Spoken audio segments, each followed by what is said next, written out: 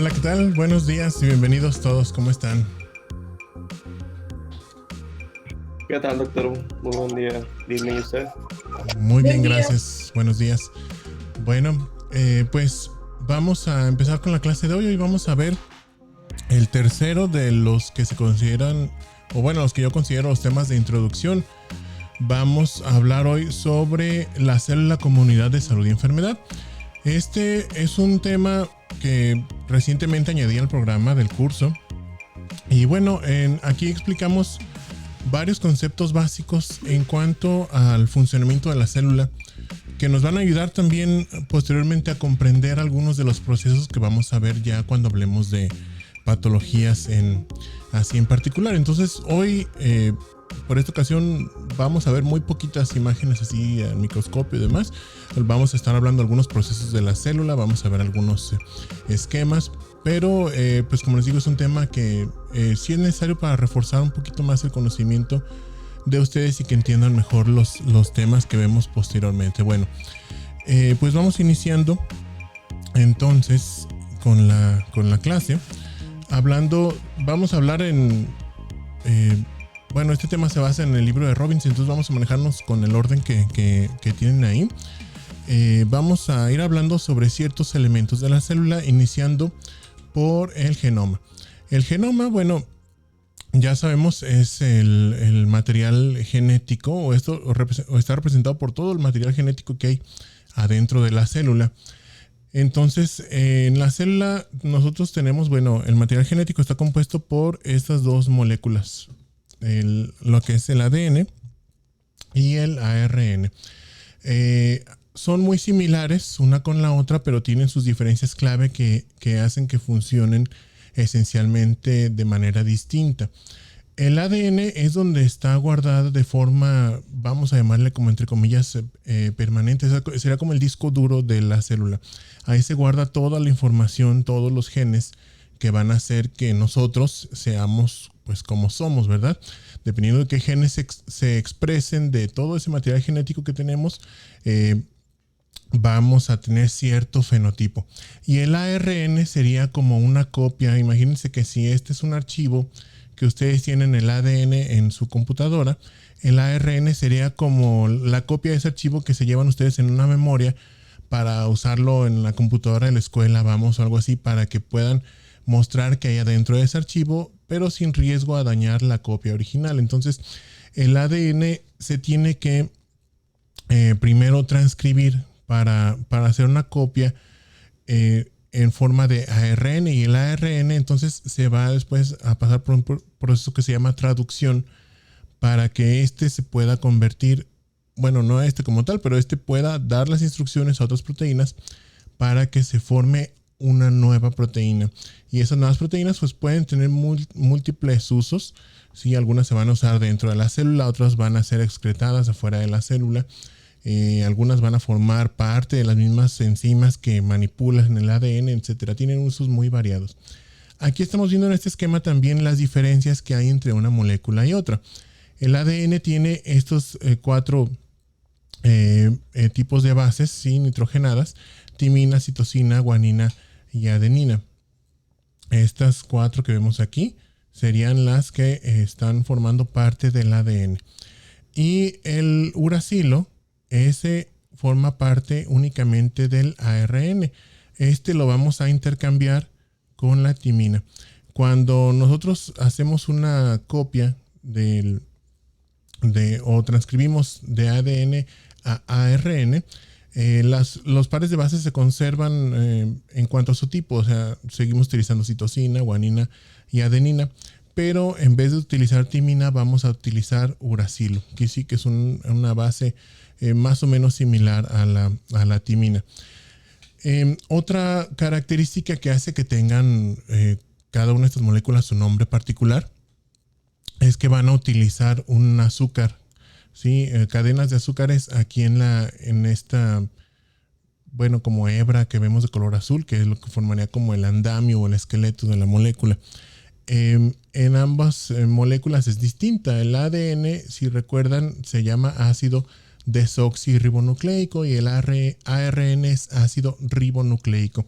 De aquí viene ese nombre. El azúcar que tiene el ADN es desoxirribosa y el azúcar que tiene el ARN es ribosa, ¿sí? Entonces son también un poquito diferentes esas moléculas de azúcar. Otra característica que tienen, vamos a ver que figura como de pentágono, es un anillo de carbonos que tiene esa azúcar. Entonces, esos carbonos están... no salió la numeración. Bueno, están numerados porque del 1 al 5. Eso es importante porque vamos a ver ahorita que cada hebra de ADN o ARN tiene un sentido. Nos dicen los libros y los genetistas y todos los que estudian el ADN y el ARN que tienen un sentido que va de 5' a 3'. ¿A qué se refieren con esto? Que ya sea el ADN o el ARN, aquí es igual, el azúcar que quedó aquí como en el extremo de la hebra, en la parte que vamos a decirle, no tiene una orientación así como tal como lo entenderíamos nosotros, pero vamos, como la parte delantera o la parte del frente sería el carbono que queda libre, es el carbono que está en la posición 5. En cambio, en la parte final de la hebra, el carbono que queda libre es el carbono 3. Y esto sirve para que la hebra pueda orientarse durante el proceso de transcripción y traducción, ¿sí? Todos estos procesos tienen que llevar ese orden preciso para pues reducir los errores que se pueden presentar al momento de este proceso. Bien.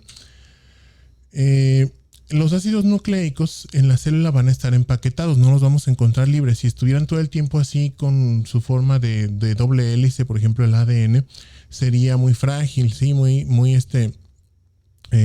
sensible o muy fácil de romper, pero aparte sería más fácil que si tenemos nosotros, por ejemplo, una célula anómala como son las células del cáncer, en las cuales están estimulando constantemente la replicación. Bueno, sería más fácil que estas células se replicaran, que a fin de cuentas es lo que hace el cáncer, sí, se replican sin control esas células. Si el ADN está así relajado, desenrollado, entonces es más fácil replicarlo que cuando está empaquetado. Cuando está empaquetado no se puede, y es por eso que se empaqueta toda la cromatina, que es como le vamos a llamar a los ácidos nucleicos, dentro del núcleo. Entonces, la cromatina normalmente la vamos a ver condensada. Aquí podemos ver, si nos vamos en sentido contrario, tenemos la hebra de ADN que se va a enrollar sobre un grupo de 4 moléculas que se llaman histonas. Ahorita lo vamos a ver en la siguiente diapositiva, para formarnos una unidad que se llama nucleosoma. El nucleosoma está compuesto por 4 histonas y 1.8 vueltas. Ese es un número muy preciso que viene así en los libros. 1.8 vueltas de ADN. Sí, entonces aquí se le da el ADN 1.8 vueltas a ese grupo de histonas y después se va a la que sigue y a la que sigue y así. Entonces empiezan a formarse como una cadenita, ¿sí? Como si fueran las cuentas de un rosario, más o menos, para que entiendan la estructura. Entonces esas histonas o nucleosomas después empiezan a condensar, empiezan a enrollarse hasta que nos forman las hebras de ADN gruesas que forman los cromosomas. Aquí podemos ver un cromosoma en proceso de replicación. Tenemos las 2 cromátides hermanas. Cada una de las cromátides sería como una hebra así completa con su brazo largo y brazo corto. Entonces, así es como se empaqueta el ADN. Cuando el ADN está en una forma de empaquetamiento denso, estos nucleosomas están muy apretados uno con el otro, le vamos a llamar a esa forma de guardarlo heterocromatina. Cuando está más relajado, como vemos aquí, ¿sí? Que están más sueltas esas vueltas de ADN con las histonas o esos nucleosomas, le vamos a llamar eucromatina. Y esto es importante conocerlo porque la eucromatina es la única que puede pasar por este proceso de transcripción, ¿sí? Es la única que puede hacer esto. La heterocromatina no se puede transcribir. Aunque estamos hablando de moléculas muy, muy pequeñitas, esta forma de organizarse el ADN la podemos ver incluso con el microscopio óptico. No vamos a verla a detalle como aquí lo estamos viendo en este esquema, pero sí podemos darnos una idea de más o menos cuánta heterocromatina y eucromatina tiene una célula. ¿Por qué? Porque la heterocromatina, como es más densa, la vamos a ver más oscura, ¿sí? Como estas manchas que se ven aquí más moradas adentro del núcleo de esta célula que está representada del lado izquierdo. Estas manchitas moradas serían heterocromatina. Y todas las áreas que se ven como más pálidas, de un color morado o violeta más clarito, van a ser eucromatina. Entonces, nosotros la podemos ver en el microscopio óptico y pues aún más fácil en el microscopio electrónico. Después de que la cromatina se relaja y se convierte en eucromatina, entonces puede pasar por el proceso de transcripción que ahorita vamos a describir más a detalle. Bien, esta es la forma, miren, de empaquetarse la cromatina. Les dije que cada nucleosoma está formado por 4 histonas. Aquí estamos viéndolas, las subunidades que forman ese nucleosoma. Y tiene 1.8 vueltas de ADN, dijimos. Perdón, 1.8. Y aquí podemos ver en otra representación cómo la heterocromatina está muy compacta. Y aquí nos dicen que es inactiva. Y en cambio la eucromatina está relajada y o está más laxa, pues, y es activa. ¿Cómo se va a dar este cambio entre heterocromatina y eucromatina? Bueno, por mediante la modificación de las cargas eléctricas de estas histonas que forman los nucleosomas. Normalmente las histonas van a estar metiladas. Ven, estas bolitas de color rosa son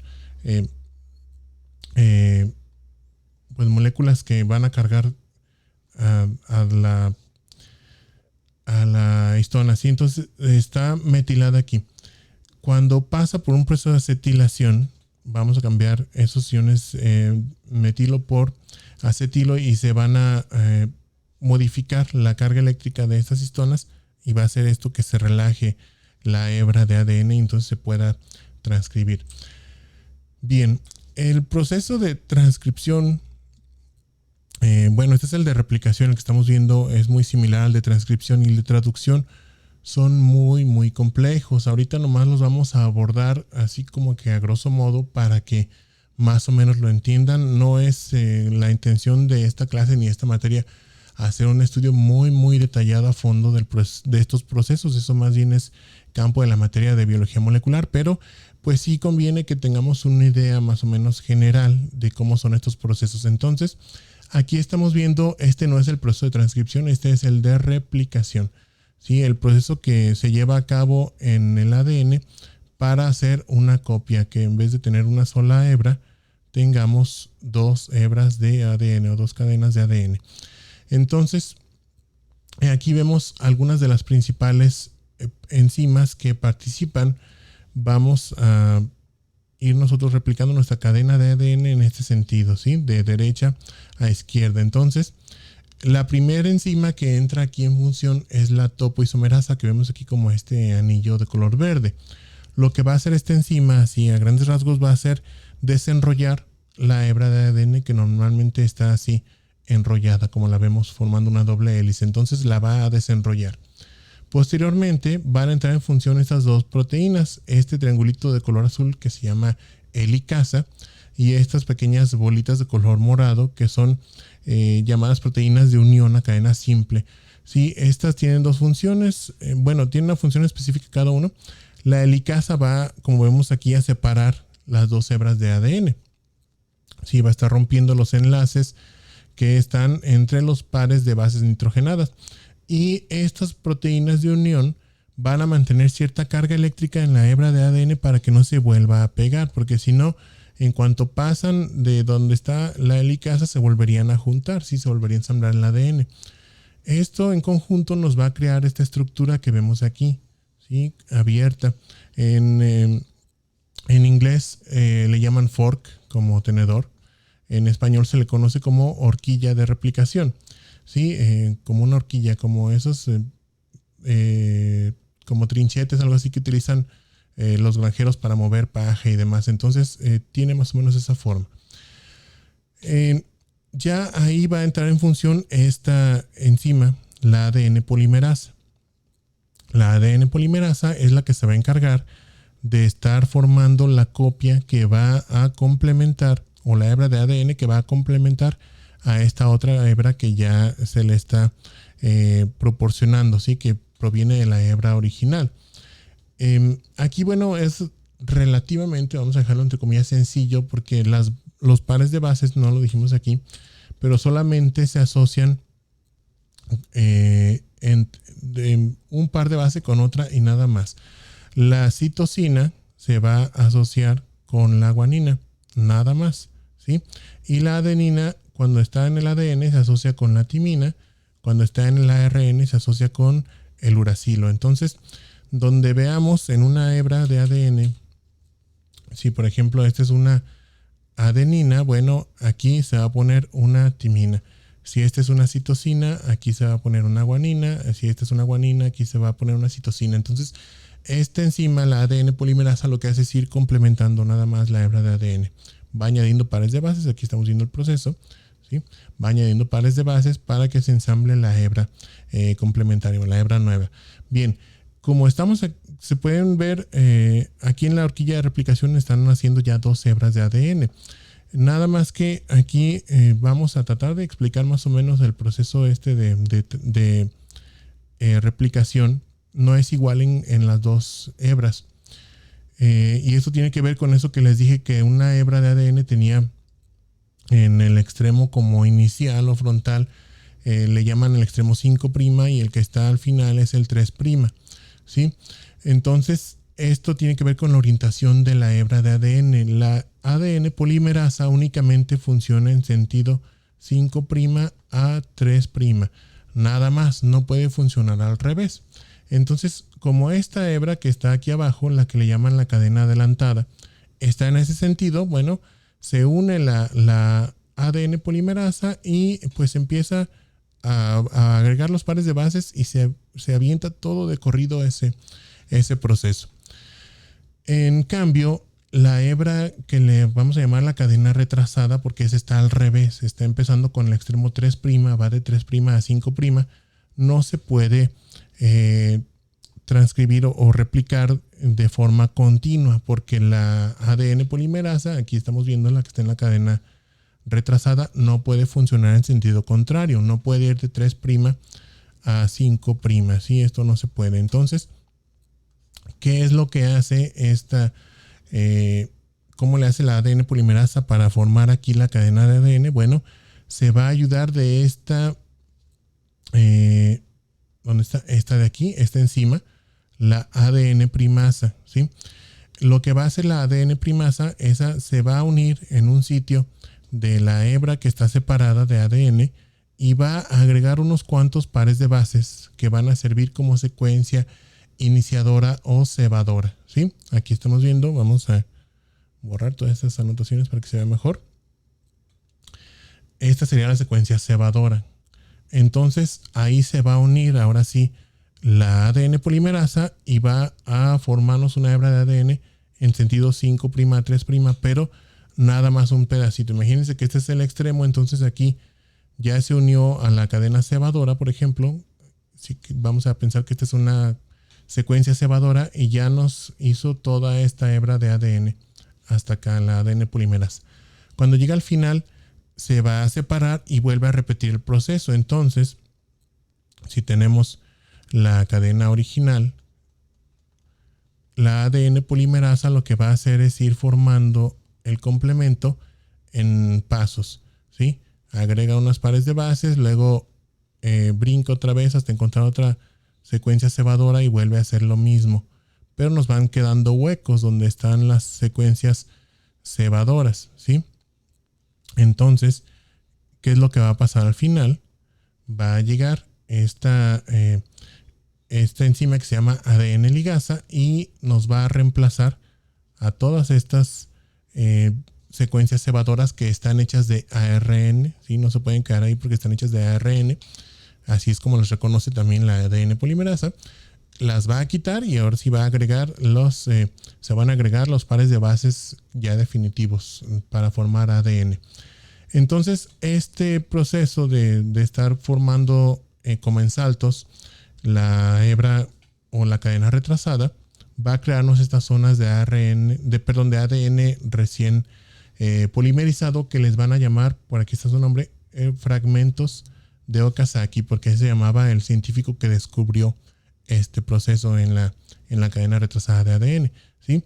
Entonces, a resumidas cuentas, cuando tenemos nuestra cadena de ADN, se va a abrir por la enzima esta helicasa, una hebra se va a estar formando continua, ¿sí? Y la otra se va a formar como en brinquitos o en saltos, que después van a ser rellenados esos saltos al final del proceso, ¿sí? Esta es la cadena adelantada y esta es la cadena retrasada. Bien, el proceso de transcripción es muy similar, entre comillas, entran algunos procesos parecidos a este, nada más que es mucho más sencillo. Este es como que el más difícil, el de replicación. Bien, y bueno, les decía que la cromatina se puede ver por microscopía, tanto electrónica como lo que vemos aquí, como óptica incluso.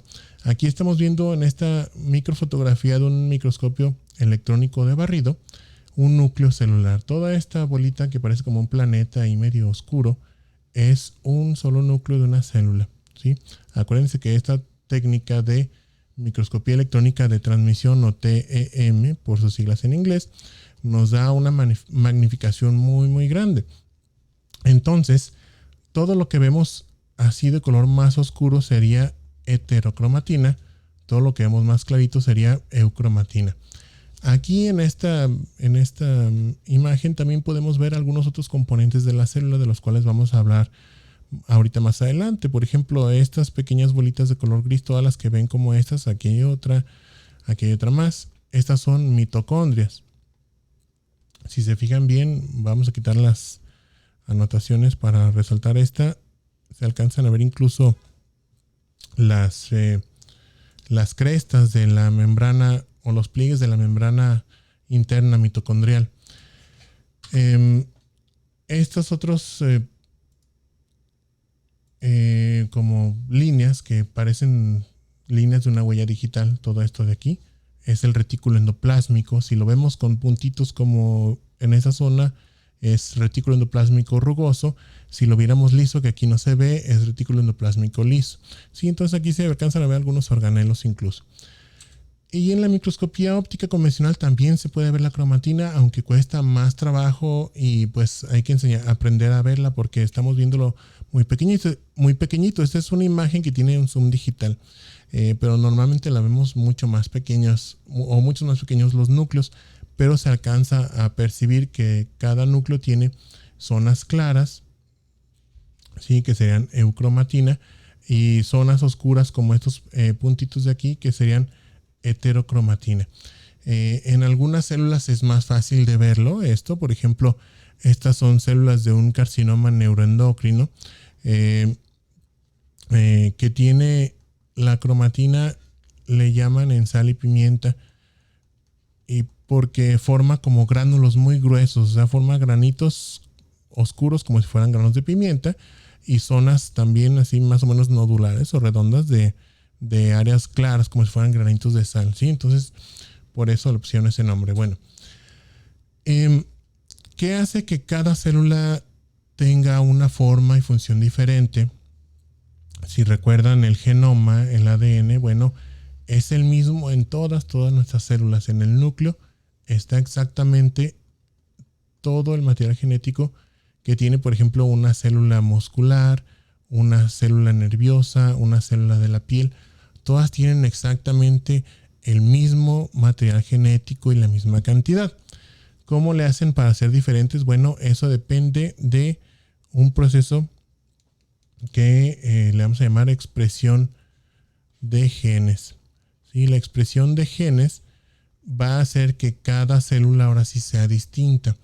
Que, por ejemplo, una célula muscular exprese ciertos genes que le dan ese fenotipo, o sea, esa forma y esa función, y que estos genes sean distintos a los que expresa una célula nerviosa o una célula del páncreas o incluso una célula cancerosa. ¿Sí? Las células cancerosas se vuelven cancerosas. Vamos a verlo esto en el tema de neoplasias, porque empiezan a expresar diversos genes, algunos genes que no deberían expresar, otros genes mutan, empiezan a activarse de más. Entonces todo esto de la expresión y regulación de genes se descompone en el cáncer y es lo que nos forma las células cancerosas. Pero ese mismo proceso es el que va a hacer que tengamos nosotros muchos tipos de células con distinta forma y distinta función. Entonces ese proceso de expresión de genes va a estar regulado por distintos procesos involucrados. Cuando nosotros queremos, o bueno, cuando la célula necesita expresar un gen, tiene que hacer que ese gen se convierta de alguna manera en una proteína, ¿sí? Entonces va a pasar por varios procesos el material genético de la célula para lograr esto. Primero, va a pasar por un proceso de transcripción, aquí lo estamos viendo, de la hebra de ADN, que dijimos que es como el respaldo, ¿verdad? Principal, se va a formar una copia que le vamos a llamar ARN. Ese ARN va a pasar por distintos procesos de maduración, se va a convertir en el llamado ARN mensajero. Entonces va a salir del núcleo. Aquí vamos a imaginarnos que está la membrana nuclear. Esto es el núcleo aquí adentro. Y aquí es el citoplasma o citosol, ¿sí? Entonces va a salir del núcleo ese ARN mensajero. Se va a unir a estas otras enzimas que están compuestas por ARN y proteínas que se llaman ribosomas.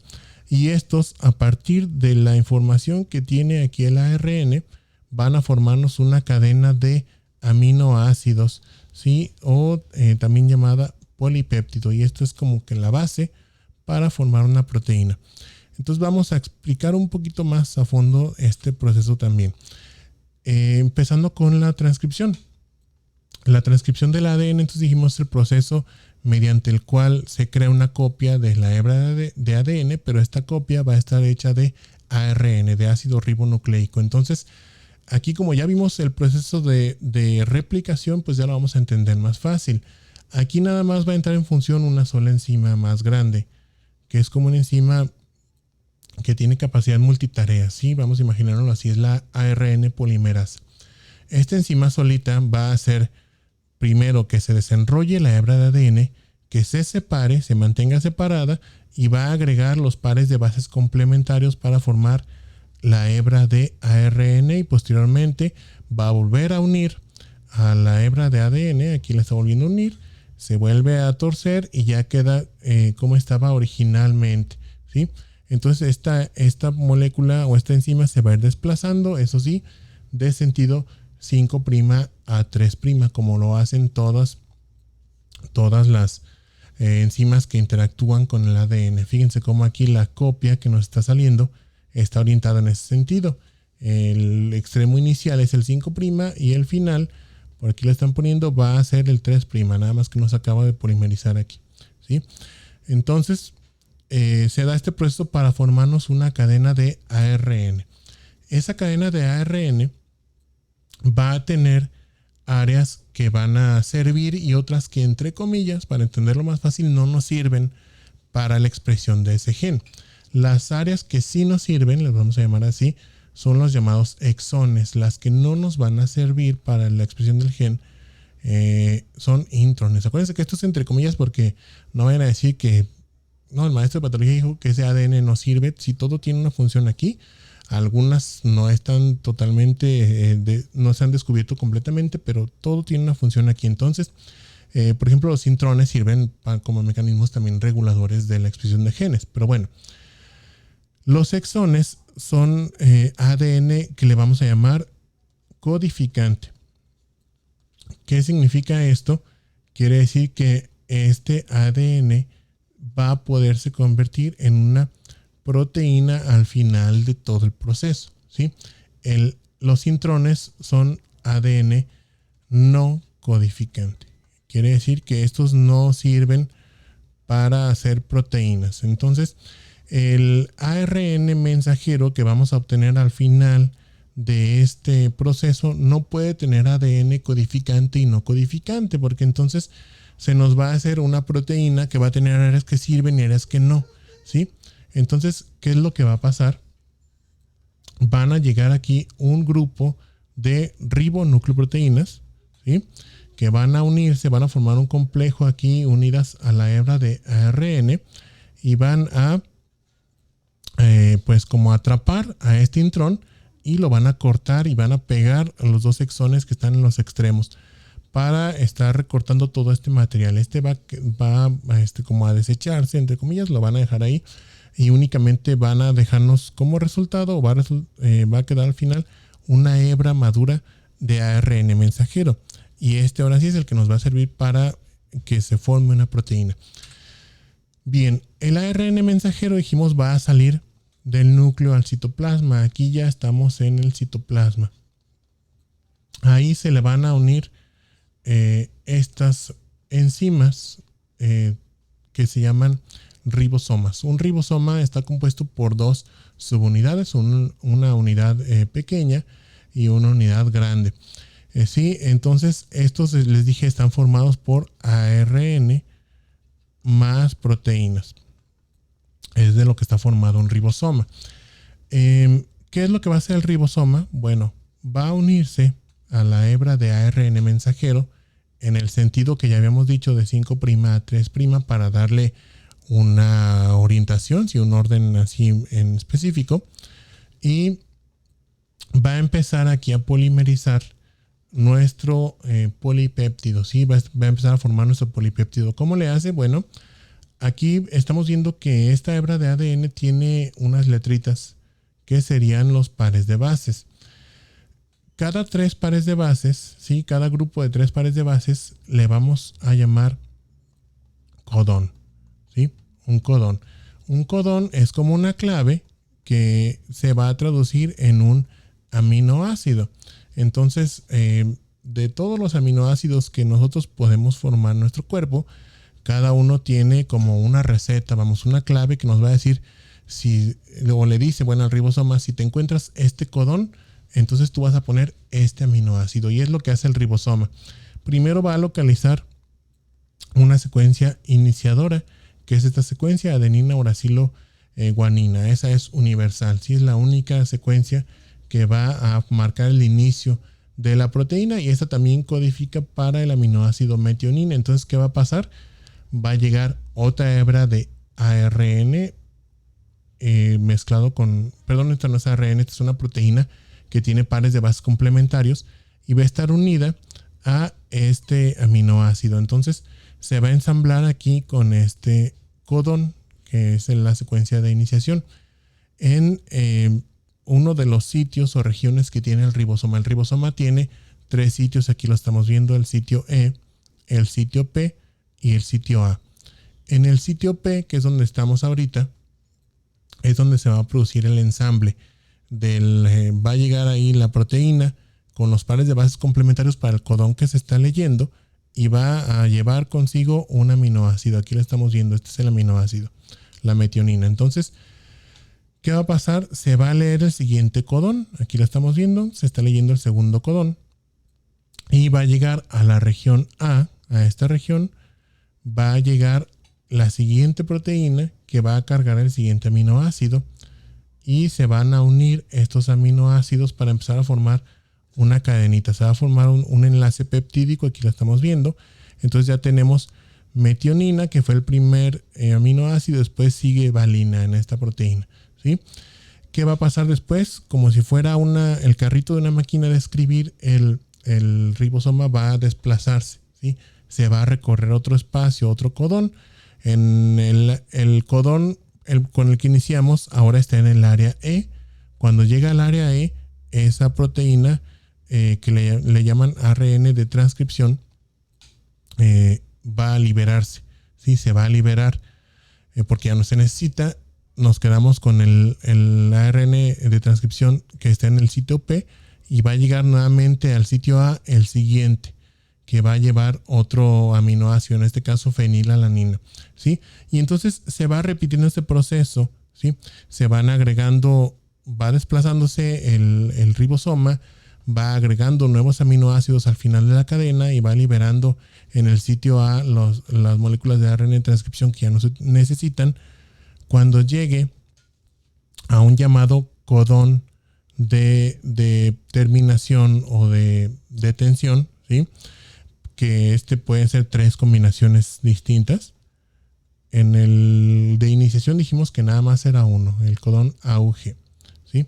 Para hay 3 combinaciones distintas. Una es la que vemos aquí, la AUGA. Las otras 2 no me acuerdo bien, no les quiero inventar. Pero son 3 combinaciones distintas que nos pueden marcar un codón de terminación. Cuando se llega a ese codón de terminación, ya no va a llegar al sitio A otro aminoácido, ¿sí? Otro ARN con aminoácido. Lo que va a llegar es un llamado factor de liberación. Es otra proteína que al unirse aquí al ribosoma va a hacer que se corte la cadena polipeptídica y se libere, ¿sí? Entonces ya tenemos aquí un polipéptido y el proceso se vuelve a repetir. El ribosoma va a liberarse de la hebra de ARN, va a irse otra vez al principio y va a estar repitiendo. La hebra de ARN nos sirve también para eso, porque de una sola hebra de ARN se pueden formar muchas proteínas. De hecho, el proceso se ve más o menos como lo estamos viendo aquí. Al mismo tiempo hay varios ribosomas recorriendo la cadenita o la hebra de ARN. Y esto, bueno, va ocasionando desgaste de la hebra. Por eso no utilizamos el ADN para formar las proteínas directamente, porque estaríamos dañando nuestro genoma. Por eso es una copia y de esta ahora sí, pues si se daña, pues se destruye nada más y se vuelve a hacer después otra copia. Entonces, así es como ya tenemos el proceso. Este es el proceso de traducción. Cuando formamos la hebra de ARN era transcripción y ahorita ya fue traducción. Bien, esta proteína, bueno, ya nada más, este polipéptido, perdón, todavía no es una proteína, va a pasar por otro proceso interno de la célula dependiendo de la función que vaya a tener. Si va a ser, por ejemplo, una proteína que va a utilizarse afuera de la célula, que va a ser excretada, va a ser transportada al retículo endoplásmico rugoso y después al aparato de Golgi. ¿Sí? Y aquí va a tener un proceso de maduración, así es como se le conoce para facilitar su entendimiento. Lo que básicamente le sucede es que esta cadena de polipéptidos, cadena polipeptídica, va siendo como que remodelada. Se le quitan todavía a lo mejor algunos aminoácidos, a lo otro se les cambia su carga eléctrica, su configuración para que vaya girando la cadena y se va plegando. Entonces, en vez de tener una cadena así de aminoácidos, tenemos ya una estructura plegada, como así más o menos, ¿sí? Eso es una representación ahí muy, muy burda, pero eso es lo que le pasa a la proteína. Y ahora sí, esto ya cuando está plegado ya es una proteína y pues esta ya puede funcionar, ya puede llevar a cabo su función. Bien, esto es en cuanto a la expresión de genes. Pero también para que las células sean únicas, como aquí lo estábamos viendo, o sea que cada una tenga su forma y su función, también necesita algunos de estos genes suprimirlos, ¿sí? O desconectarlos, apagarlos temporalmente. Entonces, ¿qué es lo que hace? Bueno, hay mecanismos que les llaman de supresión o de control de genes. Se tienen identificados hasta ahorita 2 mecanismos mediante los cuales una célula puede silenciar o suprimir sus genes para que no se estén expresando. A fin de cuentas, si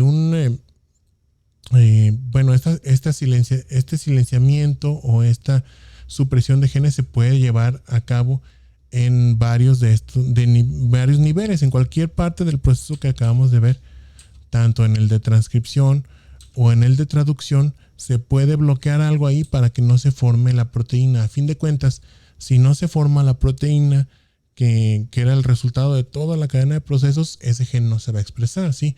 No se está expresando. Se puede estar haciendo copias, por ejemplo, de ARN, pero si no se forma la proteína, pues es como si ese gen no estuviera funcionando. Entonces, la célula tiene procesos que van a bloquearnos algunos de estos pasos, ya sea de la transcripción o traducción. Del lado izquierdo estamos viendo uno que nos va a inhabilitar el proceso de traducción, ¿sí? Cuando se convertía el ARN a proteínas. Este es el llamado microARN, ¿sí? O microRNA por siglas en inglés. Esto, bueno, como su nombre lo dice, micro, pues es una cadena cortita de ARN y que se ha visto que la función que tiene es esa de silenciar genes. Este microARN proviene del núcleo también, está codificado en un gen en particular en el genoma, entonces se forma igual que como el ARN, mensajero. Aquí estamos viendo, por ejemplo, un gen que es el blanco, el cual se va a silenciar, que está pasando por el proceso de transcripción. Se está transcribiendo y se formó una cadena de ARN mensajero, la cual pues va a ir hasta un ribosoma para formarnos una proteína.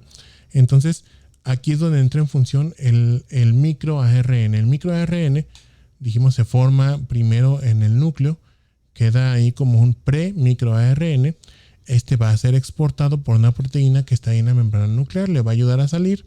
Después llega otra proteína que nos va a ayudar a cortarlo. Esta unidad de esta proteína con el microARN se llama dicer en inglés. Sí, es como un cortador. Y lo que va a resultar de aquí van a ser dos hebras, ¿sí? Porque esta hebra de ARN estaba plegada para formarnos una especie de doble cadena. Aquí lo estamos viendo. Entonces, cuando ya le cortamos los extremos, pues se van a separar y van a formarnos dos hebritas de ARN. Aquí lo estamos viendo. Ambas van a interactuar de forma distinta con el ARN mensajero, pero de todos modos las dos van a silenciar ese gen, lo van a inhabilitar.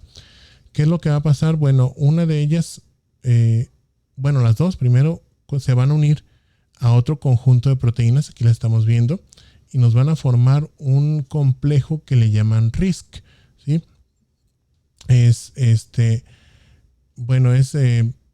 Por sus siglas en inglés es, a ver si me acuerdo el nombre, es RNA Induced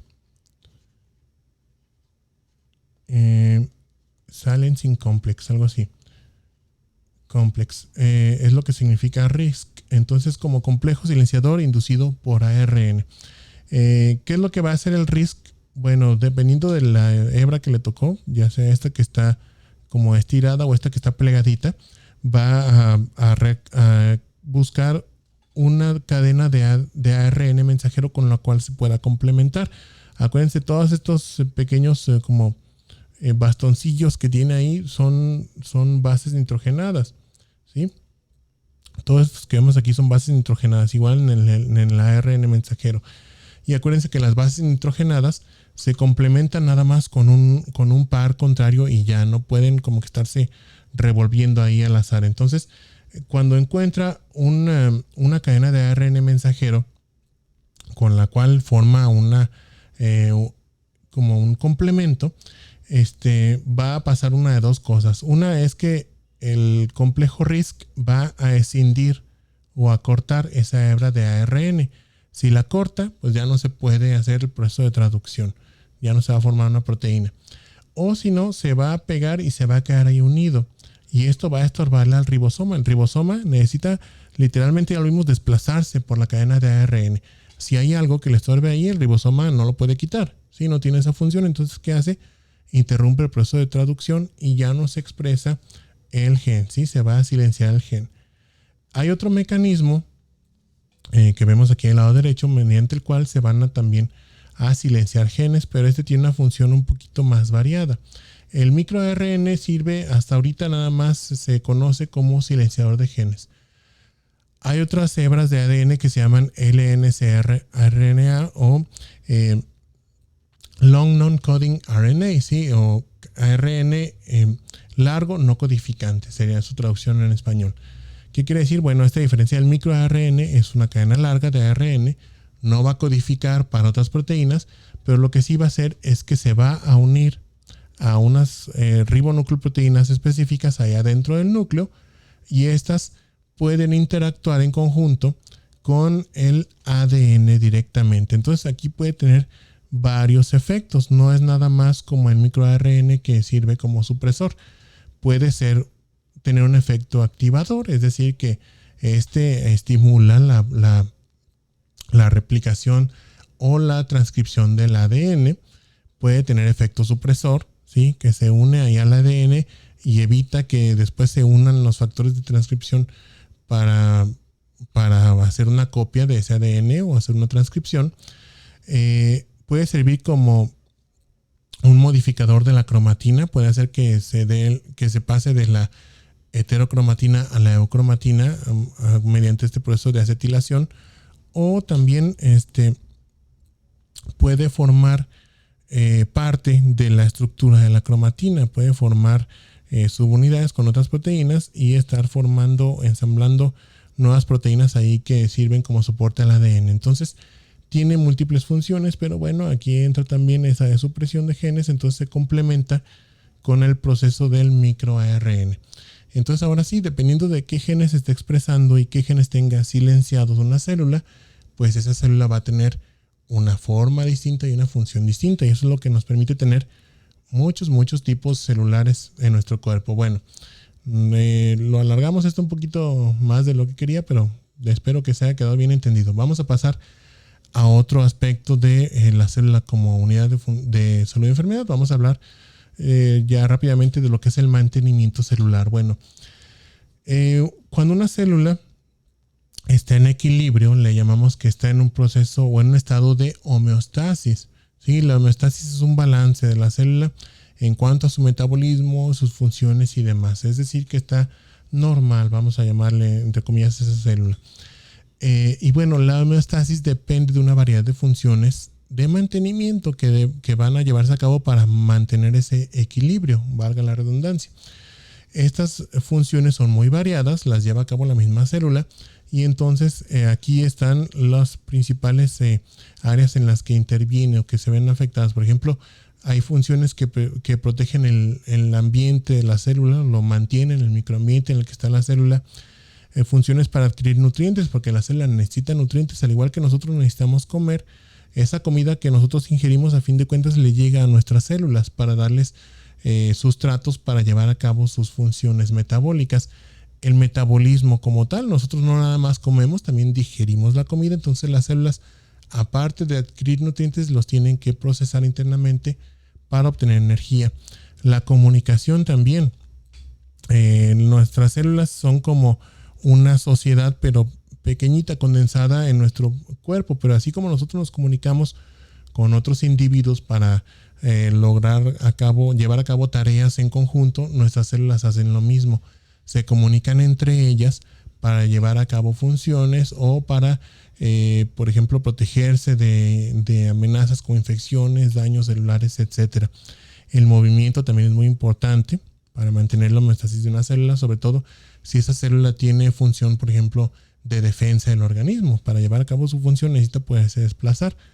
La renovación de moléculas también, así como nosotros de repente vamos teniendo desgaste físico del cuerpo, que si hacen mucho ejercicio, por ejemplo, o que si hay mucho sobrepeso, se van dañando las articulaciones por X o Y causas, el cuerpo se va desgastando. Así también los componentes del cuerpo de la célula son las proteínas, y las proteínas con el tiempo van, vamos a llamarle como envejeciendo, ¿sí? Entonces se van desgastando, van perdiendo ciertas propiedades, y esto se tiene que renovar. Entonces se destruyen algunas proteínas y se vuelven a formar otras. Así como nosotros, cuando nuestras células envejecen, se destruyen y se forman nuevas células para mantener nuestro cuerpo más o menos en buenas condiciones, adentro de la célula pasa lo mismo, ¿sí?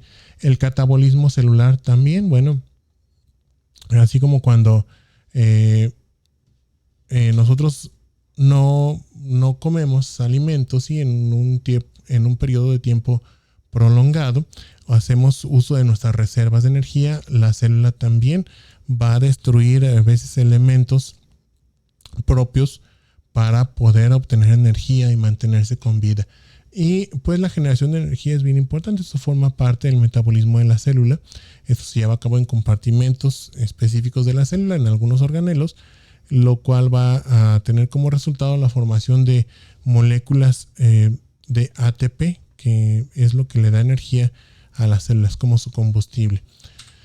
Bien, entonces para llevar a cabo todas estas funciones de mantenimiento que van a tener a la célula en homeostasis, pues se necesitan todos los organelos de la célula. Se pueden imaginar a la célula como un análogo de ustedes mismos. O sea, ustedes tienen órganos, la célula también, pero aquí se llaman organelos, son más pequeñitos, pero cada uno tiene una función específica o varias funciones específicas para el mantenimiento de la célula, de sus óptimas condiciones y funcionamiento. Entonces, tenemos aquí los organelos de la célula, los principales organelos están aquí señalados. Por ejemplo, tenemos aquí el núcleo. El núcleo, ya sabemos, es esa envoltorio, esa región de la célula que tiene una membrana y es donde está encerrado ahí todo el material genético. Sí, es como el respaldo, todo el ADN, como el disco duro de la célula, dijimos, está ahí guardado. Tenemos aquí también el nucleolo. El nucleolo es una región del núcleo. Esta no tiene una división como tal, no tiene como que una membrana que lo delimite. Es simplemente una zona más densa del núcleo, donde se van a estar formando ribonucleoproteínas principalmente. Las ribonucleoproteínas son las proteínas que interactúan con el ADN y el ARN para llevar a cabo todas las funciones que ya vimos de replicación, transcripción y traducción. Entonces aquí se van a estar formando. Cuando está más activa una célula en estos procesos, este nucleolo va a ser más evidente, más visible, y lo podemos ver pues relativamente bien con el microscopio óptico. Tenemos también, vamos de este lado, el retículo endoplásmico rugoso, y por acá abajo estaba el retículo endoplásmico liso, ¿sí? Tienen función muy similar.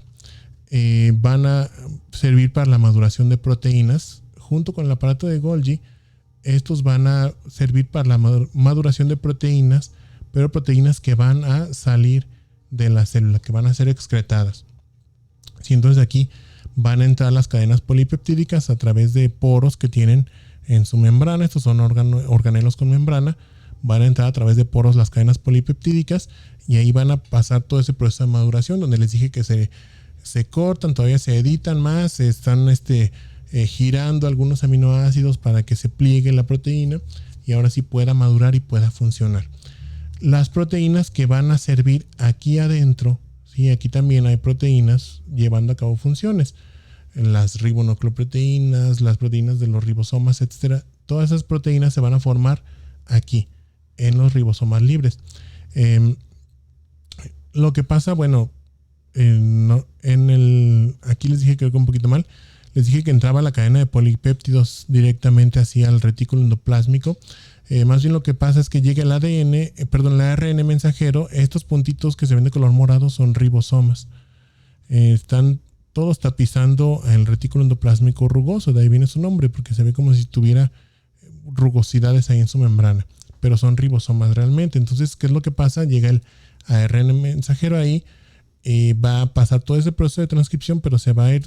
Es como si el ribosoma estuviera fijo, agarra la hebra de ADN y la va desplazando, de ARN, perdón. Y entonces va directamente a depositar la proteína aquí adentro, o la cadena de polipéptidos aquí adentro.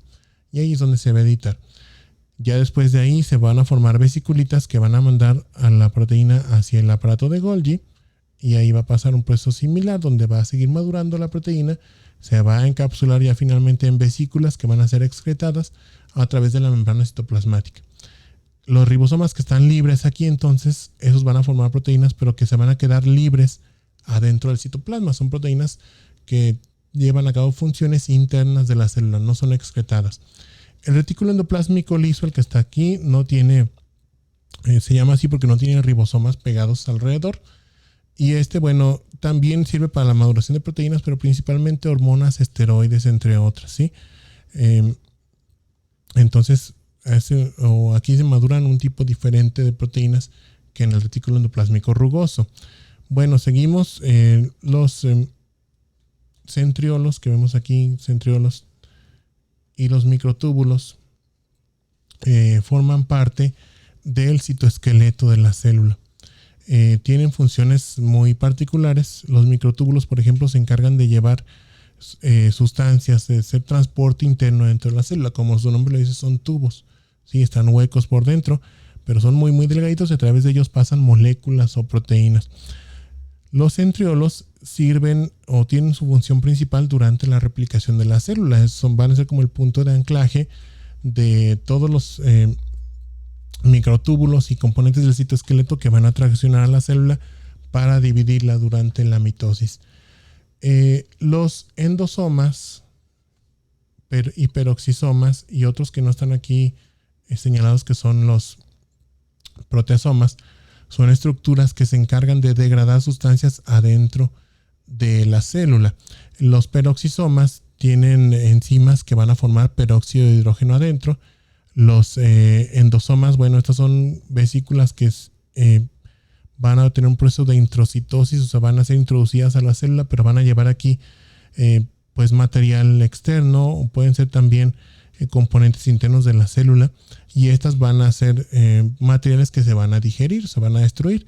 A esta se le va a unir, por ejemplo, un lisosoma o un peroxisoma. Aquí están los lisosomas arriba, estos de color azul, ¿sí? Se va a unir uno de estos allá al endosoma para formar una unidad y poder destruir todo lo que está aquí adentro. Si esta es una célula fagocítica, como un macrófago, por ejemplo, o un polimorfo nuclear, a este endosoma le vamos a llamar fagosoma, ¿sí? Porque agarró algo del exterior y lo introdujo, pero va a pasar lo mismo. Se le van a unir los peroxisomas y los lisosomas para destruir lo que esté ahí, en este caso, pues, una bacteria.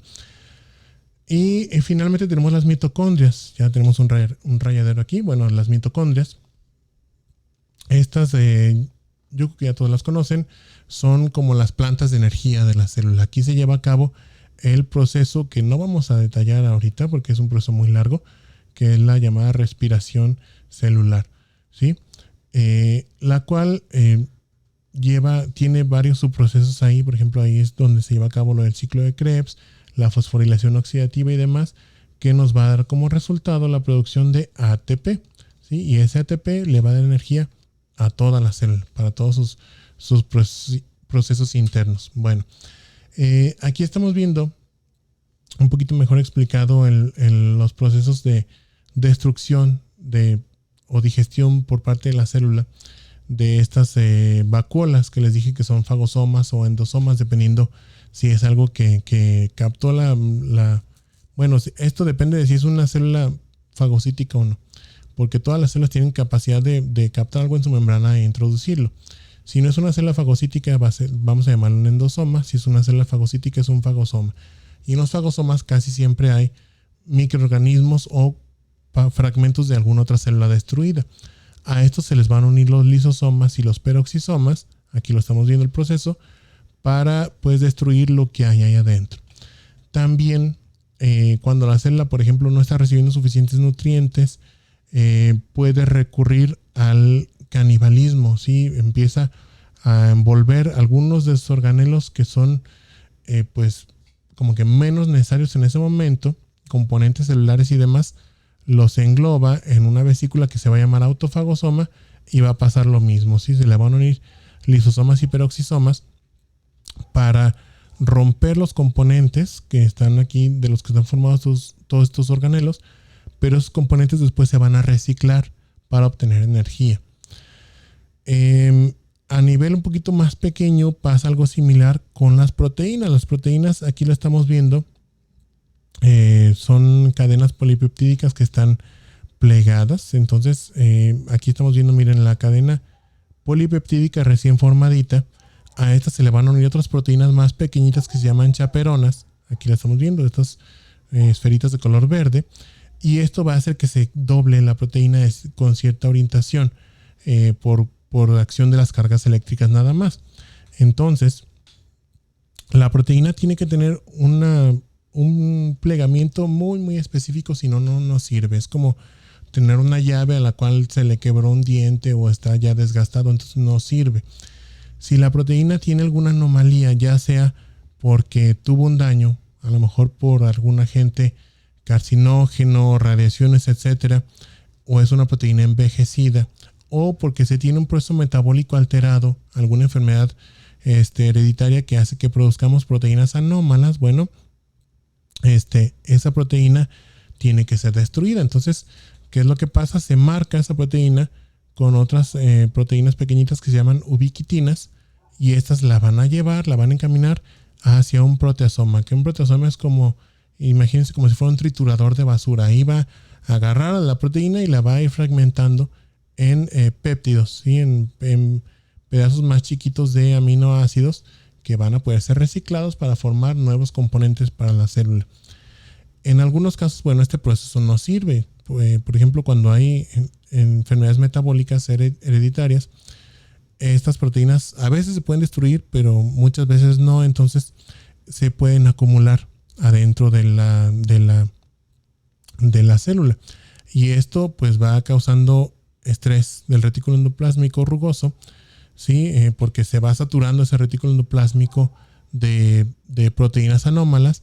Eso causa daño interno a la célula y eso nos puede llevar a un proceso de apoptosis, que es un proceso de muerte celular. Esto lo vamos a ver en la próxima clase. Bueno,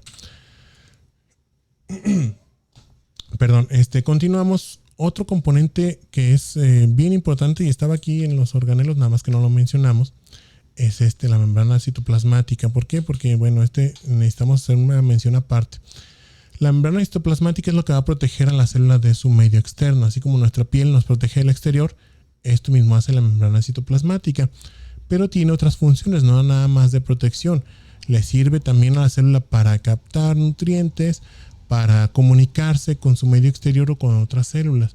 Entonces, bueno, la membrana citoplasmática es una membrana de fosfolípidos, ¿sí? Tiene una bicapa de fosfolípidos. En algunas zonas puede variar un poquito su composición. Aquí estamos viendo, puede tener más esfingomielina, más fosfatidilcolina, etcétera. Pero en general son una cadena doble de fosfolípidos. Una capa, perdón, doble de fosfolípidos. Y a estas se pueden anclar diversas proteínas o moléculas que van a funcionar como receptores. Algunas van a estar ancladas únicamente a la superficie, como vemos aquí. Otras van a atravesar toda la membrana citoplasmática para mandar una señal hacia el interior. ¿Cómo le hacen? Bueno, esto funciona por las leyes de la física y de la química. Si nosotros aquí agregamos una molécula con la que capte a lo mejor este receptor, vamos a modificar la carga eléctrica, ya sea que la vamos a hacer más positiva o más negativa, y esta modificación de la carga eléctrica se va a transmitir hacia el interior porque va a ir modificando su forma la proteína. Entonces se va a mandar la señal hasta aquí, hasta el interior, y se va a mandar la señal de que se captó pues algo en la superficie externa. Hay muchos tipos de receptores, ¿sí? Y de otros como componentes de la célula que tienen función también de pues captar nutrientes, etcétera. Hay muchos tipos de receptores como estos, creo que no. Muchos tipos de receptores que tienen funciones distintas, ¿sí? No vamos a abundar mucho en esos, nada más pues para que sepan básicamente cuál es su función. Captan algo en el exterior y mandan una señal al interior. Hay otros elementos en la membrana citoplasmática que van a permitirle a la célula, por ejemplo, captar nutrientes para obtener energía. Entre ellos, bueno, están las formas que tiene la célula para captar componentes del medio externo. Son muchas. Aquí no está representada una que utilizan mucho, por ejemplo, para el transporte de agua, que es la difusión. El agua atraviesa libre la membrana citoplasmática, entonces esa no necesita energía, esa forma de transporte no necesita energía, va a atravesar libre el agua. O también puede utilizar algunos poros que se llaman acuaporinas si queremos hacer este proceso más rápido. Hay también los llamados carrier en inglés, son las bombas que nosotros les conocemos. Son estructuras proteicas que consumen energía igual que una bomba, como la bomba que sube agua a lo mejor a nuestro tinaco. Consumen energía y tienen movimiento como tal, tienen movimiento. Aquí estamos viendo un ejemplo. Y estos, bueno, van a transportar de forma activa alguna sustancia del exterior hacia el interior de la célula. Hay canales también, canales en la membrana citoplasmática, canales de sodio, canales de calcio, etcétera, que van a funcionar estos por gradiente. Acuérdense que las sustancias, los solutos en el agua, tienden a equilibrarse entre diversos compartimientos y se desplazan por diferencias de gradiente, o sea, de concentración. Si por ejemplo este es un canal de sodio, bueno, vamos a suponer que hay más sodio aquí en el exterior de la célula que en el interior. Aquí hay poquito sodio, entonces ¿qué pasaría? Pues entraría sodio a la célula para tratar de equilibrar ambas concentraciones, ¿sí? Entonces los canales estos funcionan en ambos sentidos. Igual hay bombas que tienen funcionamiento en sentido hacia el interior y otras hacia el exterior para expulsar sustancias. Los canales pueden funcionar en ambos sentidos, ya sea que haya una concentración mayor de un soluto en el exterior de la célula y menor aquí. Bueno, entonces va a entrar el soluto, pero si hay una concentración mayor adentro de la célula y menor afuera, pues entonces va a salir ese soluto. Bueno, no les había comentado, vamos a abrir un pequeñísimo paréntesis. Como ya se han de haber dado cuenta algunos, estamos transmitiendo por primera vez ahorita en vivo a través de YouTube también para solventar eso de la falta de espacio en la plataforma de Meet. Y aquí ya nos mandaron un saludo desde Brasil. Miren, muchas gracias, Ronaldo Mendoza, creo que espero estar pronunciando bien tu apellido. Desde Brasil, bueno, muchas gracias. Hay algunos otros mecanismos por los cuales la célula va a captar elementos del exterior. Aquí lo estamos viendo. Puede utilizar a la caveolina, que es una proteína que se ancla a la membrana. Cuando esta capta algún elemento en el exterior, va a formar como una vesícula que se va después a introducir al interior de la célula, al citoplasma. Puede tener receptores también específicos para sustancias, y estos cuando captan algo pueden formar un pliegue en la membrana también y formar después una vesícula. Este proceso funciona también a la inversa. Esto se llama endocitosis, pero también se pueden pues como que sacar elementos de la célula, lo que se llama exocitosis. La fagocitosis, bueno, es el proceso parecido a la endocitosis, pero que utilizan las células fagocíticas como los macrófagos, mediante el cual van a atrapar microbios principalmente y pues a destruirlos. Y también hay un proceso que se llama transitosis, que por ejemplo lo vemos en las células del endotelio vascular, en el cual una sustancia va a llegar de un lado de la célula, porque pues una célula va a tener distintas caras o facetas, igual que nosotros. Entonces tenemos por ejemplo esta cara frontal y la cara posterior. Entonces pues va a llegar una sustancia a una de estas caras de la célula. Esta sustancia va a ser englobada en una vesícula que va a atravesar el citoplasma sin sufrir ninguna modificación, y después a ser liberada igual como entró, pero del otro lado, ¿sí? Así le hacen algunas células, por ejemplo, también del epitelio tubular renal, etcétera. Bueno, otro componente bien importante es el citoesqueleto, ¿sí? Para llevar a cabo las funciones de la célula de mantenimiento y de comunicación. El citoesqueleto, así como nuestro esqueleto nos mantiene, o es lo que nos da nuestra forma, integridad física y demás, el citoesqueleto hace lo mismo para la célula. Como su nombre lo dice así literal, es como un armazón, ¿sí? Un esqueleto interno de la célula. Le ayuda a mantener su forma y le ayuda a llevar a cabo ciertas funciones. Por ejemplo, las células contráctiles, bueno, el citoesqueleto va a estar compuesto también por fibras contráctiles que se pueden contraer. Hay muchos componentes del citoesqueleto, se compone por filamentos o microtúbulos, que pues tienen funciones distintas dependiendo del tipo de célula. Por ejemplo, en las células de tipo epitelial encontramos filamentos de citoqueratina. En las células de tejido conectivo encontramos más bien filamentos de vimentina. Hay filamentos de actina y de miosina, por ejemplo, en las células musculares. Y los componentes del citoesqueleto también le sirven a la célula para comunicarse y para anclarse a ciertas superficies o con otra célula. Por ejemplo, aquí estamos viendo algunos elementos o cuerpos de unión entre células. Vemos uniones de tipo adherente, desmosomas, sí, que estos utilizan las células de tipo epitelial, uniones tight junctions o como uniones así impermeables, ¿sí? Que hay, por ejemplo, en el epitelio del intestino, en el epitelio de la vejiga. Y también hay uniones comunicantes, como estas uniones gap, que forman poros que se comunican con la siguiente célula, y a través de esos poros pues pueden pasar sustancias de una célula a otra para enviar algún mensaje químico, ¿sí? Bien. Bueno, pasamos ahora al metabolismo celular. Lo vamos a ver rápido porque pues involucra la producción de energía de la célula. La célula va a captar por distintos medios pues nutrientes, ya sea que los capte el exterior, que fagocita a lo mejor algún microorganismo y parte de los elementos de ese microorganismo también los digiera, o que haga un proceso de autofagia, ¿sí? Que recicla algunos de sus organelos porque no está recibiendo suficientes nutrientes y pues los destruya para reciclarlos. Entonces, sea como sea el proceso mediante el cual obtiene esos nutrientes, vamos a llegar a este punto en común, que es el metabolismo de las mitocondrias.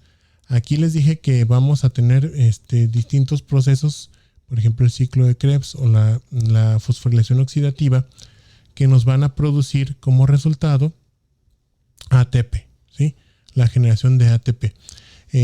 Estos procesos, bueno, van a tener como resultado también liberación de algunos productos de desecho, ¿sí? Esto que estamos viendo aquí pues es una mitocondria. La mitocondria es un organelo que tiene membrana también. Tiene dos membranas, la membrana externa y la membrana interna, la cual está plegada formando una especie de crestas adentro del vamos a llamarle como entre comillas citoplasma de la mitocondria, porque esta también tiene líquido aquí, pero aquí tiene otro nombrecito, no me acuerdo ahorita. No es como tal citosol, es un líquido parecido. Matriz, perdón, aquí está, matriz nuclear, ¿sí? Ese es el líquido o esa sustancia que está aquí adentro. Entonces, esta separación entre las membranas, bueno, tiene su función. Aquí va a haber muchos iones también hidrógenos, ¿sí? Muchos hidrogeniones. Esto va a mantener aquí y en el interior también. Va a mantener cierta carga eléctrica entre las membranas o cierta diferencia potencial entre las membranas. Y esto va a hacer que cuando se inicia la respiración celular, bueno, se estén intercambiando hidrogeniones entre una membrana y otra, haciendo un movimiento así parecido para estar produciendo con cada intercambio moléculas de ATP, así a grandes rasgos, ¿sí? Pero si lo quieren ver más a profundidad, bueno, búsquense el ciclo de Krebs o la respiración celular para que lo entiendan más a profundidad. Las mitocondrias son esenciales. Vamos a borrar estas notas para ver mejor. Las mitocondrias son esenciales para la obtención de energía de la célula, pero también de forma paradójica pueden intervenir en la muerte de la célula. Adentro de las mitocondrias hay sustancias que únicamente deben estar ahí adentro, ¿sí? Si se salen esas sustancias, la célula las detecta, entonces es como si se diera cuenta de que algo malo está pasando y mejor empieza el proceso de autodestrucción, ¿sí? Pueden servir como alarmas para autodestruir la célula. Entonces, unas de esas sustancias son los hidrogeniones. Aquí están concentrados. Tenemos hidrogeniones también adentro del citoplasma, pero aquí están en una concentración mayor. ¿Y qué es lo que va a pasar? Como tal, los iones hidrógeno no van a dañar a la célula como tal, al citoplasma. Pero lo que sí van a hacer es que van a dejar, entre comillas, sin carga a la célula, ¿sí? A la mitocondria, perdón. Se va a quedar sin energía. Entonces, si ya no tiene hidrogeniones, si se escapan estos hidrogeniones, se va a quedar sin carga eléctrica en la mitocondria, así para que lo entiendan más o menos. Y ya no se puede llevar a cabo el proceso de respiración celular en esa mitocondria. Si pasan todas las mitocondrias, bueno, la célula ya no puede generar energía. Eventualmente va a acabarse así de golpe sus reservas de ATP y la célula se va a morir por un proceso de necrosis, ¿sí? Adentro de la mitocondria, para que se lleven a cabo todas sus funciones, hay otras enzimas y proteínas que es así, pueden dañar a la célula cuando salen. Entonces, estos son, entre otras, hay muchas, pero una de las principales es el citocromo, ¿sí? el citocromo C. El citocromo C está normalmente dentro de la mitocondria. Hay unas proteínas, aquí lo estamos viendo, estas proteínas VAX y VAC. Esto lo vamos a explicar mejor en la próxima clase, pero estas abren poros a través de la membrana citoplasmática y permiten la salida del citocromo. Si se sale el citocromo, este se va a unir a otras proteínas que están adentro del citoplasma. Estas sí están libres en el citoplasma de la célula y nos van a formar un llamado apoptosoma, que es una unidad proteica que nos va a iniciar a la llamada cascada de las caspasas, que nos va a llevar a un proceso de muerte celular por apoptosis. ¿Sí? Entonces, la mitocondria, bueno, es esencial para producir energía, resumiendo, pero también puede llevarnos a un proceso de muerte celular cuando tiene alteraciones. Ya en la próxima clase veremos por qué se pueden presentar algunas de estas alteraciones. Bueno, y aquí estamos viendo, miren, esta imagen es una microfotografía de microscopía electrónica de barrido. Y pues podemos ver aquí dos mitocondrias. ¿Sí? Aquí tenemos nuestra reglita para saber a qué momento estamos viendo. Estamos viendo a 200, bueno, esta distancia sería 200 nanómetros. Entonces, pues estas mitocondrias medirán a lo mejor como unos 350 o 400 nanómetros más o menos de diámetro.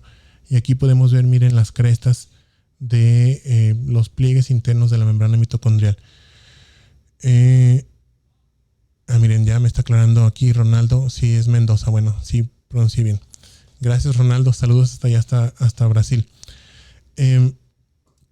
Bueno, vamos a dejarlo nada más eso como el metabolismo celular. Es mucho más complejo, obviamente. Sí, estamos aquí resumiendo mucho, pero a lo que nos enfocamos fue a la producción de energía ya de la célula. Vamos a pasar ahora a los procesos de activación celular. ¿Sí? ¿A qué nos referimos con esto? Bueno, cuando una célula recibe una señal química de otra célula o de su medio externo, esta célula se va a iniciar algún proceso interno que va a hacer que lleve a cabo alguna función o que tenga cierta respuesta. Entonces, estas señales intercelulares pueden ser muy variadas. Por ejemplo, les pueden señalar la presencia de peligro o de patógenos invasores. ¿Sí? Pueden llevarse a cabo también mediante el contacto celular a través de las uniones gap para que las células trabajen en conjunto. Pueden estar enviadas por la matriz extracelular. Bueno, vamos abundando un poquito. En las uniones gap son uniones comunicantes, ya los vimos, son poros que comunican una célula con otra y estas hacen que se difundan más rápidamente las señales químicas de una célula a otra para que trabajen en conjunto. Por ejemplo, así funcionan más o menos las células del músculo cardíaco, ¿sí? Se contrae una célula, pero rápidamente se le mandan señales a las células vecinas para que se contraigan al mismo tiempo y así hacer la contracción sincronizada, ¿sí? Del músculo cardíaco. La matriz extracelular, bueno, ahorita vamos a ver, es la red de proteínas que da sostén a las células y esta también le va a mandar señales. Ahorita vamos a explicar un poquito más de eso. Y también las señales se pueden recibir mediante la transmisión por proteínas, ¿sí? Proteínas o moléculas proteicas, pues son casi siempre proteínas, secretadas por otra célula. Y esta se puede dar por distintas vías. Aquí estamos viendo las principales. Bueno, les digo las principales porque estas se están actualizando constantemente.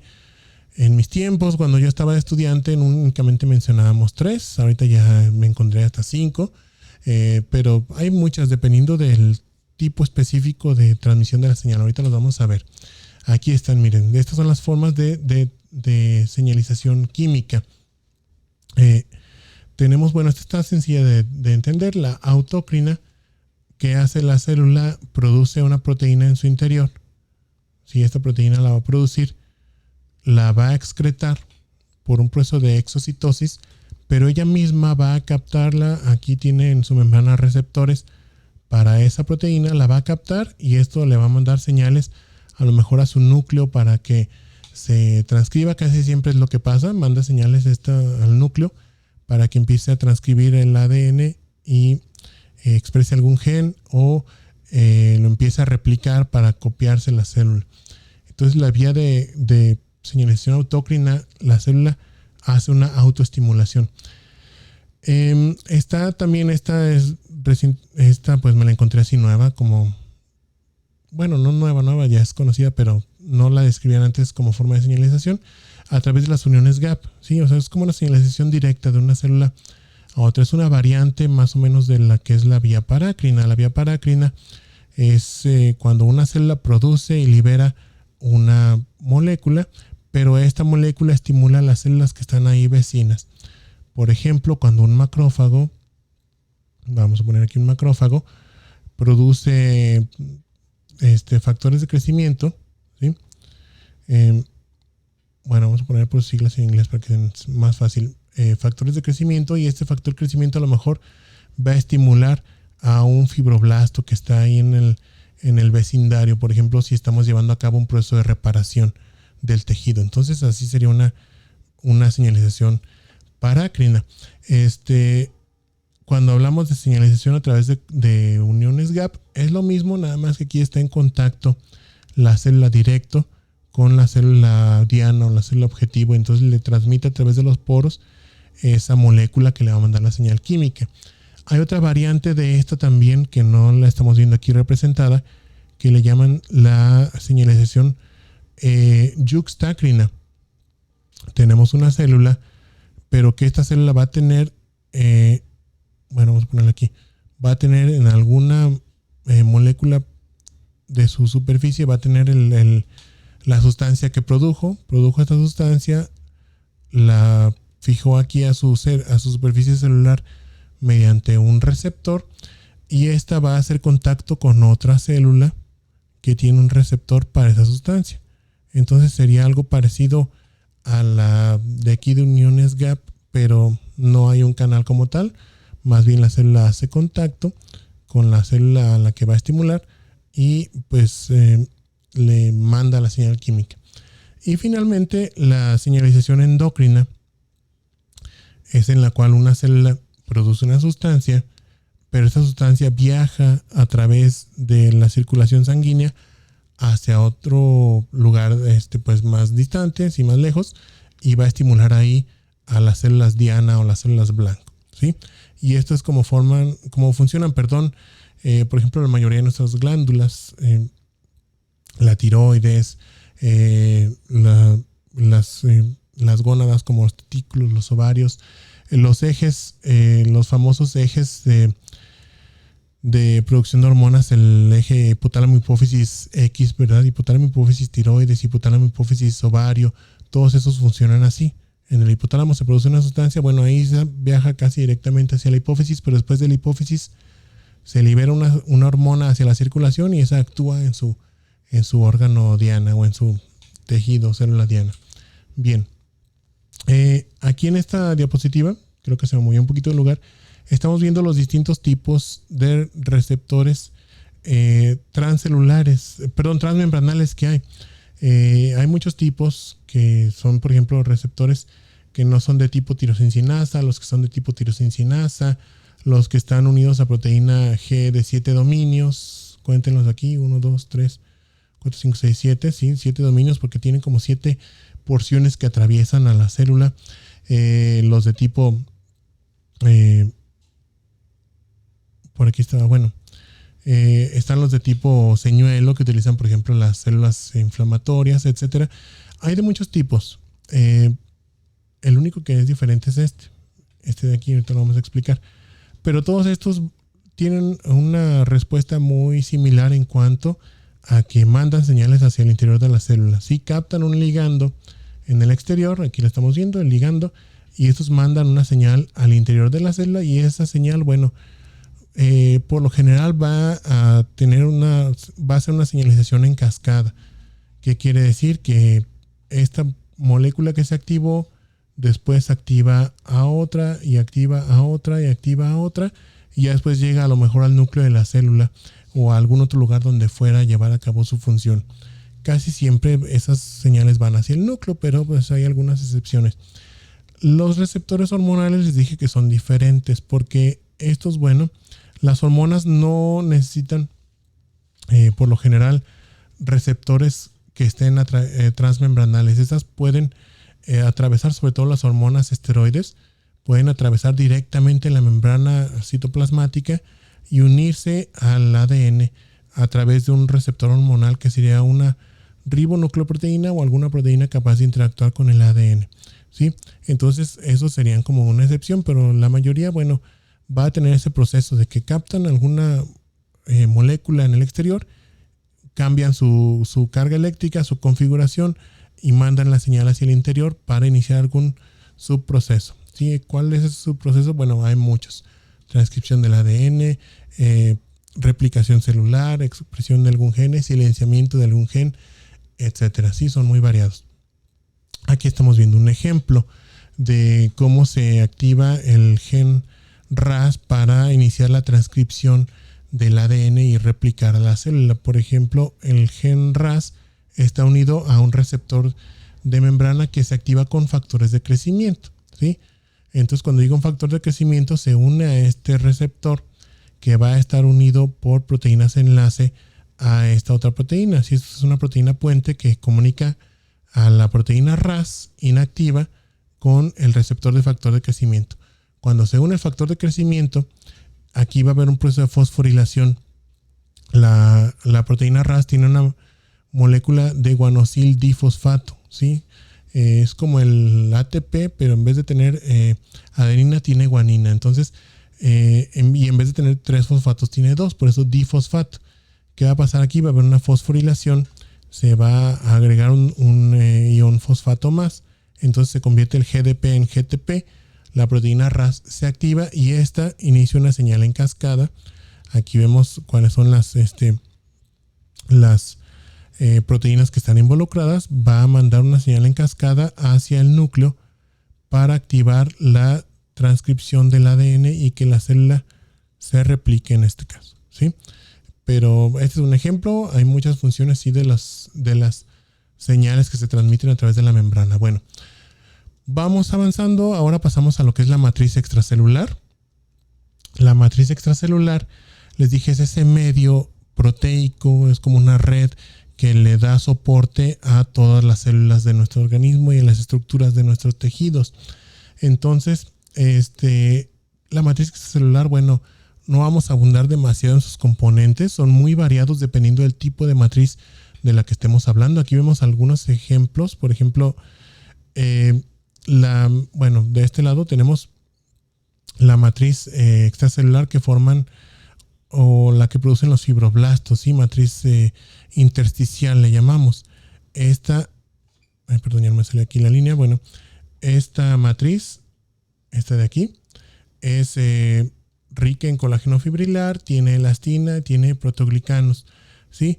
Aquí podemos ver una representación de cómo forman enlaces como si fuera una red. Aquí se ven como que un poquito menos organizados, o sea, todos cruzados uno con el otro para formar una red. Y esto le da ciertas características. Por ejemplo, aquí se puede almacenar mucha agua, pero también tiene elasticidad para no irse a romper y proteger a la célula. Le sirve también como un colchoncito, ¿sí? En cambio, otro tipo de matriz, aquí la estamos viendo de este lado y de este lado, sería la membrana basal. La membrana basal es una matriz extracelular especializada que le da sostén a todas nuestras células epiteliales.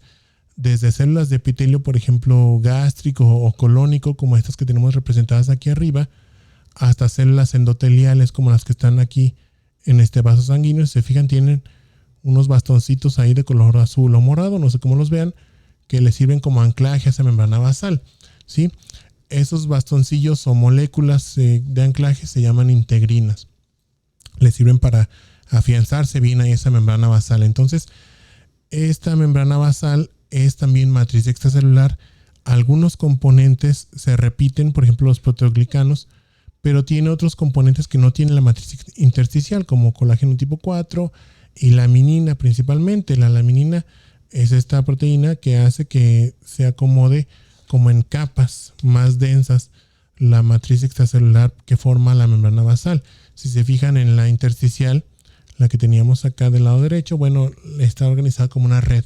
Aquí no, es como muchas capas, capa sobre capa, que les dan esa firmeza, ¿sí? Para poder pues unirse bien o darle un buen como cimiento a las células epiteliales. Y bueno, hay muchos tipos de matriz extracelular que tienen diferente función. Aquí vemos otro tipo de matriz en la cual también tenemos, bueno, aquí vemos el proceso de anclaje, ¿sí? De una célula a la matriz extracelular, en este caso una membrana basal, mediante integrinas. Esta es una célula epitelial. Mediante integrinas, aquí está conectada a la matriz, a esta matriz extracelular. La matriz extracelular también, creo que se ve mejor en la siguiente diapositiva, ¿sí? Tiene componentes ahí que pueden mandar señales a las células. Por ejemplo, esta matriz tiene aquí factores de crecimiento, ¿sí?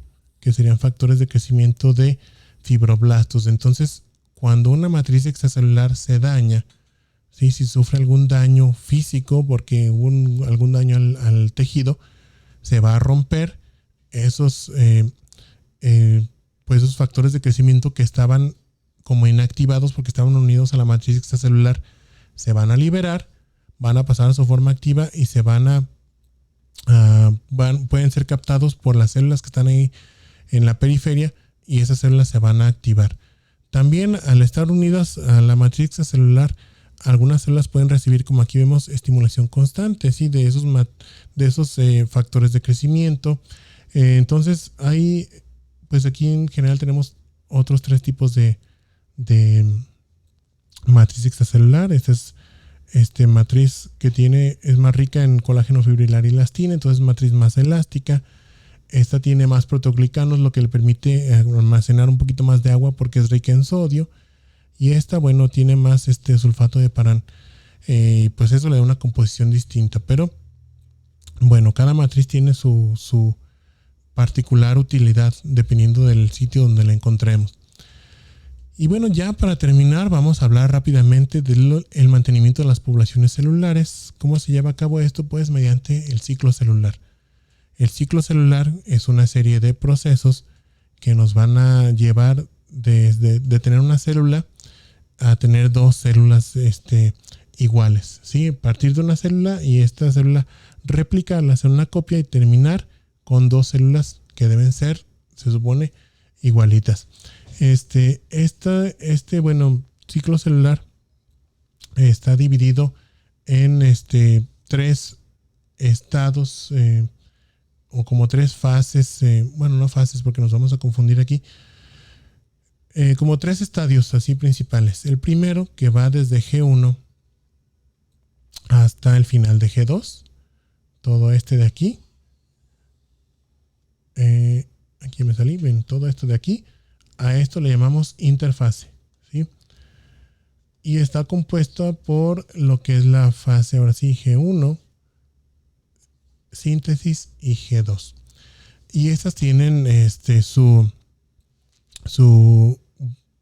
bueno, en cada una de estas fases se producen mecanismos distintos para replicar la célula. En la fase G1 se van a replicar los organelos. Todos los organelos de la célula van a duplicarse, ¿sí? Entonces la célula va a aumentar su volumen, va a aumentar su masa. Después, en la fase S, vamos a ponerlo acá, se va a replicar el ADN o DNA, ¿sí? Se va a copiar el material genético. Y finalmente, en la fase G2, se producen enzimas y proteínas, pero que van a ser necesarias para, ahora sí, separar las 2 células. Entonces, ya después de que termine la interfase, vamos a entrar a la mitosis. La mitosis también está dividida en 4 etapas, ¿sí? Aquí bueno, ahorita la vamos a ver en otra diapositiva, creo. Es la profase, metafase, anafase y telofase. Y en cada una de estas pasan diversos eventos que van a organizar el material genético que ya se replicó. Aquí lo estamos viendo, los cromosomas formando pares. Esta X, acuérdense, ya la habíamos visto al principio, está formada por 2 cromátides hermanas. Aquí tenemos la otra cromátide y están unidas por una proteína que se llama centrómero, ¿sí? Entonces, se van a formar los llamados usos mitóticos. Los centriolos que habíamos visto en los organelos de la célula se van a orientar a cada uno de los polos de de la célula que se está copiando y van a formarse a partir de ellos microtúbulos que van a anclarse al centrómero de cada cromátide y después las van a empezar a traccionar para separarlas, ¿sí? Para tener ya cada célula nueva su cromátide individual nada más. Y entonces las van a traccionar. Aquí estamos viendo ya el proceso de tracción y finalmente ya en la telofase, bueno, se terminan de condensar el material genético y viene ahora sí la división celular, donde la célula ya nada más como que se colapsa en la parte central, en donde está el ecuador de la célula, donde estaba ese llamado uso mitótico, para tener ahora sí dos células iguales. Bien, este proceso de replicación de la célula, este ciclo celular, es un proceso sumamente controlado y es muy importante que esté controlado. ¿Por qué? Porque esto nos protege de que de repente alguna célula de nuestro cuerpo salga de control y empiece a replicarse ahora sí que pues libremente, porque esto pues haría que aumente mucho la población de esa célula, ocupa más espacio, consume más recursos, puede dañar otras células que están ahí alrededor, que son normales, y esto justamente es lo que pasa en el cáncer, ¿sí? En el cáncer, otra vez haciendo referencia a esta enfermedad, la replicación celular está completamente descontrolada, entonces las células están replicándose de forma acelerada y aparte sin un control para garantizar que sean copias originales o fieles al original, y esto hace que se vayan agregando mutaciones al genoma que van haciendo a la célula que cambie su fenotipo, su comportamiento y se vuelva agresiva. Bien, estos puntos de control son, aquí estamos viendo los dos principales. Realmente son tres los principales que señalan los libros. Uno está entre la fase G1 y la de síntesis. El segundo está aquí en la mitad de la de síntesis y el tercero está entre la fase G2 y la de mitosis. Lo que hacen estos puntos de control son hacer como que una pausa para revisar que todo esté bien en la célula, tanto antes de copiarse como después de haberse copiado. Lo que se revisa principalmente es el ADN, porque es lo que lleva la información de toda la célula. Si hay alguna falla en la transcripción de ese ADN, entonces hay que regresarnos un poquito para tratar de repararla. Si no se puede reparar la célula se puede quedar estacionaria o se destruye.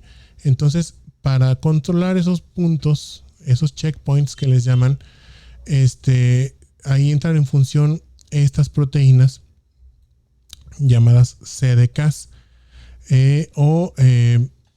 por su nombre en inglés es Cyclin Dependent Kinase. Ya no me salió. O sinasa dependiente de ciclina. Bueno, las sinasas dependientes de ciclina son, como su nombre lo dice, son sinasas, tienen una actividad que les permite cortar enlaces proteicos, y dependientes de ciclinas, es decir, necesitan una ciclina agregada para poder funcionar.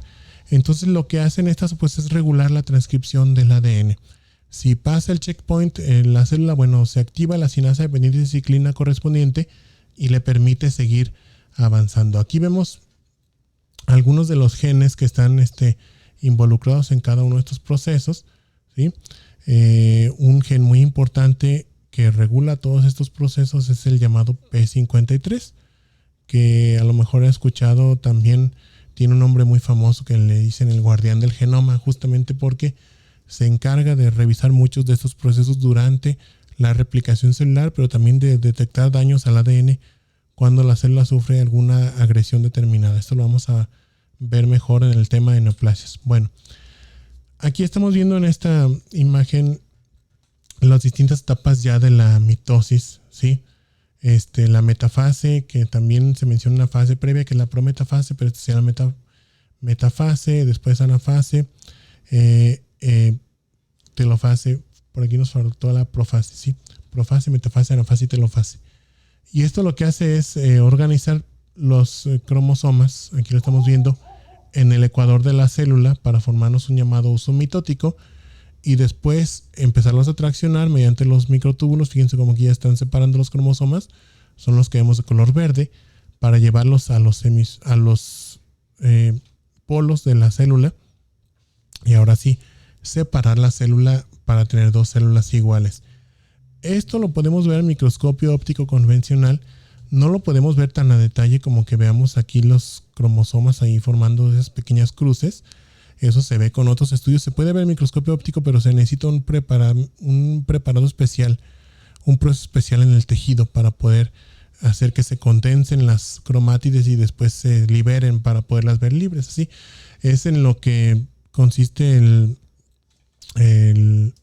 estudio del cariotipo, ¿sí? Cuando nos toman células, por ejemplo, de la mucosa interna de los carrillos para revisar cómo están nuestros cromosomas, a ver si hay alguna anomalía visible.